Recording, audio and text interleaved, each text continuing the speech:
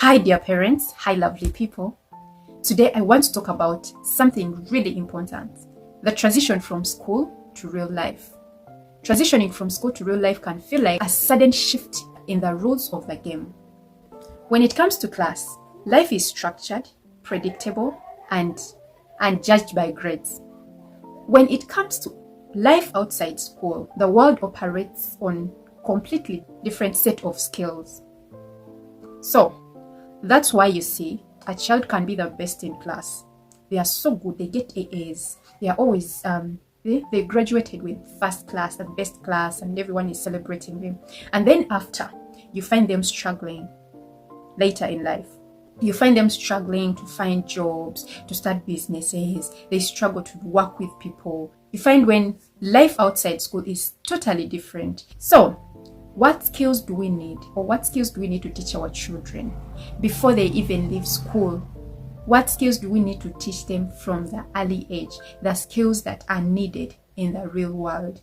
Number one skill that you need outside school is people intelligence. How do you relate with others? This includes emotional intelligence, emotional control, active listening, conflict resolution. Because trust me, where there are more than one person, you're going to have misunderstandings, you're going to have conflicts. Yeah? So you have to know how to resolve conflicts, how to talk to people, how to handle difficult situations. That is a skill that you need after school, and it's not taught in class. Number two, strategic presentation. Being able to speak clearly to people for them to understand. You may speak and people don't understand. You may be good in class, you write your theories so well, you get your 99. But when it comes to presenting yourself, to presenting what you've written, it's hard. So this is a skill we need to teach our children as early as possible. Start early from home. When you have a function, when you have a meeting, let them also say something. Let them lead prayers. Let them be able to express themselves. Ask them about school. How was school? And let it not be just fine. When my son comes and he says, I ask him, how was school? He's fine, and he says fine. I'm like, no, what does fine mean?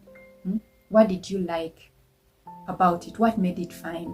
Like, I want to know more. I want him to learn how to explain things.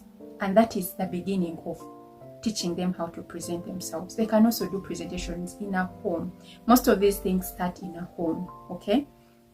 So you teach them public speaking, then being persuasive. This is very important, by the way. Can you sell a deal to someone and they do it? I got a very challenging work after campus before I got fully employed. I was getting gigs, and these gigs were about promotion. You go and promote something. I worked with MTN Pulse, where I would go and sell, and we sell what was it called? Like we would meet people and sell those promotions on MTN. Imagine you just meet someone walking and you're like, hey, excuse me, I want to talk to you. Can I have a minute? And then you get some people will be like, others, I'm busy, and then you have to sell to them, and then you record. Today I met 30 people and we had a target.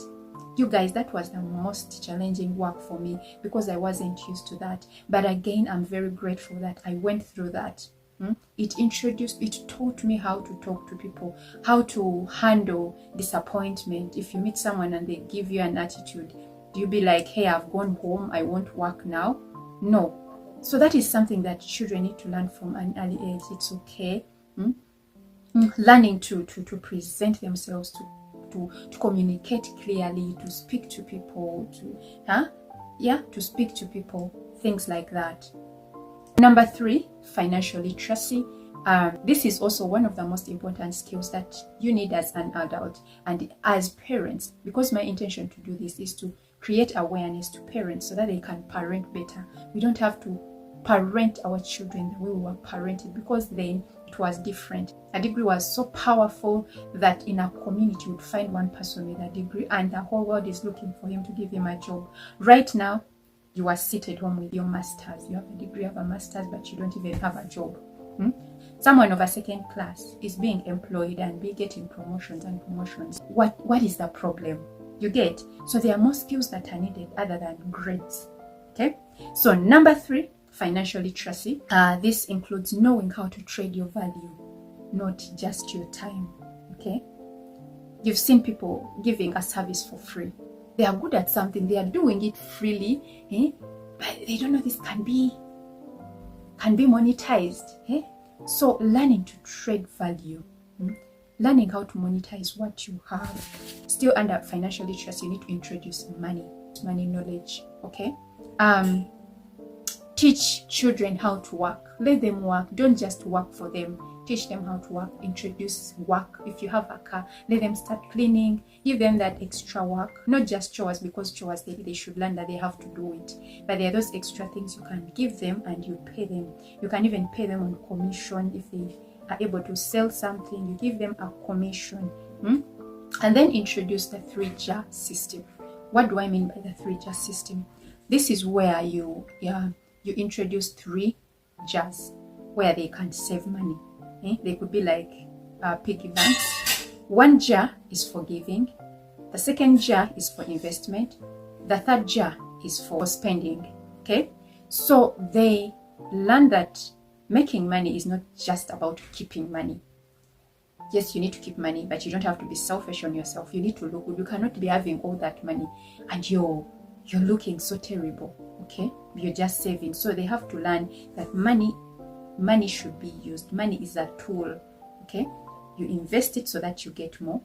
You spend it so that you get the things that you want to have in life. And then you give. Give to the poor. Give to charity organizations. That is something that you teach them as early as possible. Number 4, demonstrate wealth multiplication. What do I mean here? Or how do we do this? You need to explain investment clearly to them in simple terms. My son had his savings and he was on my case. We opened the piggy bank and I asked him, what do you want to use the money for? Of course, he didn't know about investment. That was an opportunity for me to teach him how they use money. Okay, I taught him what investment is, multiplying money, because when the money is kept in a piggy bank, it is not growing, it stays the same. I told him you can spend on something you love and then you need to give. So we talked about investment and he chose things that he wants to do to multiply the money. That was drawing and then farming, and we zeroed down to farming. So at the moment he's doing urban farming outside in the compound, planting in bottles. We also made a wooden garden, more like a ladder, to create space. And he has to take care of whatever we plant so that he's able to make money out of it. So when he gets that money, he'll be able to save. When he harvests, sells, these are vegetables because those are things he can sell and get money, then he will be able to save it back. So when he's saving, he'll put in the 3 jars that I talked about: the spending, the giving, and then the investment. That is how you teach them investment in simple terms. There are many other ventures. You can start buying them like a stock. You can start buying a stock for them, maybe in things they are interested in, like Cartoon World or what, those things. You can buy stocks, you can buy shares for them. You go with them and they buy shares. I think it's allowed. I don't know. I've not tried that, but I'm thinking, yeah. And then help them monetize hobbies. I've been talking about parents identifying their children's strengths, their hobbies, so that they are able to support them as early as possible. We don't want a generation that is going to start discovering who they are after campus because they wanted to just study and read books. If they are good at something, then we need to nurture it. Okay, so teach them how to monetize their hobbies. If a child is good at singing, playing instruments, teach them, look at ways how you can monetize it. Baby Gloria started singing when she was young. Isn't she doing well? You get? Yeah. So help them set up weekend or holiday businesses. Like if your child is good at baking, drawing, or singing, any hobby that they can be able to monetize, let them help them monetize it. And then the other thing, as a parent, you can add like a 10% interest on every saving, maybe per quarter or per month, depending on how you want to do it. Yeah, teach them that money can multiply. So you add for them something, an interest in whatever that they are saving. Number 5, which is the last one, foster social dynamics. What do I mean here? Help them expand networks for learning purposes.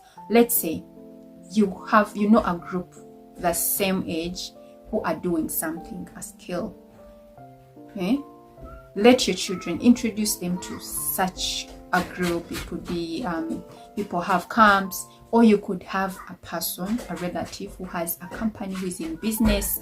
Let your children go visit those companies, and then they ask questions. Let them walk around and tell them, ask questions. How does the business work? What do you sell here? How do you sell to people? You know, questions like that. If you can also visit companies like last time I went with my son and we visited the Uganda Clays, and he saw all the process, how bricks are made, you know.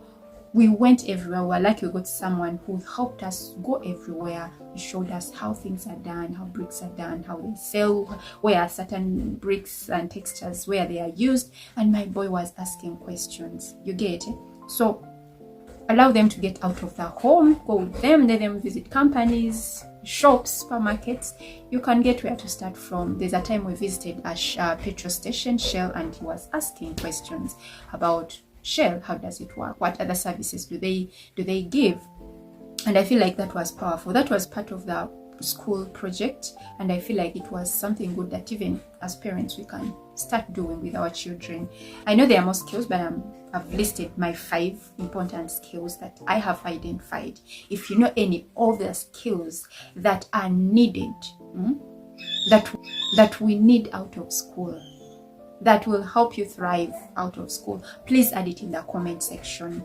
Yes, let's share. This is for learning purposes. Yeah. And you know, the skills that I've shared are mainly taught not in class. Teachers are not going to teach your children money management. I know one school that does that, but most of our education system in Uganda does not.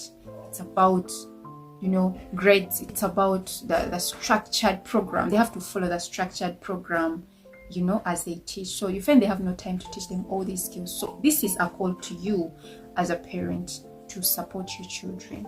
We don't want to have lost adults. The world has changed. We need to help our children as early as possible. They need the education because they need to learn math, they need to learn science, they need to learn critical thinking, they need to learn teamwork, and that can be learned from school. But then when it comes to these other skills, they need them, they learn them from home.